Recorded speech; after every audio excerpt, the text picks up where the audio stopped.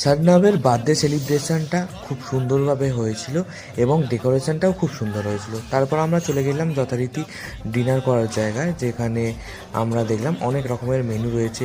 কুলচা রয়েছে, কচুরি রয়েছে। প্রথমে আমরা কুলচা আর একটা কচুরি নিলাম। তারপর দেখলাম চানা মশলা ছিল, আর তাছাড়া ছিল হচ্ছে আলুর দম আর স্যালাড নিয়ে নিয়েছিলাম। তো কুলচা দিয়ে চানা মশলা আর আলুদমটা খেতে ভালো লাগছিলো এবং কচুরিটাও খেতে সত্যিই ভালো হয়েছিল। একে একে কুলচা আর কচুরি ট্রাই করে তারপরে চলে গেছিলাম ভাপা ভেটকিতে। ভাপা ভেটকিটা সত্যিই ভালো খেতে হয়েছিল।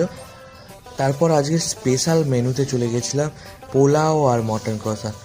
পোলাও আর মটন কষা নিলাম। পোলাওটা সত্যিই খুব ভালো খেতে হয়েছিল এবং মটন কষাটাও দারুণ হয়েছিল। চিকেনগুলো প্রচুর সফট ছিল, খেতেও ভালো লাগছিল। পোলাও আর মটন কষার যে কম্বোটা আমার সত্যি ফেভারিট। তারপরে চলে গেলাম মিষ্টি কাউন্টারে। মিষ্টি কাউন্টারে নিলাম চাটনি, পাঁপড়, চমচম আর সন্দেশ।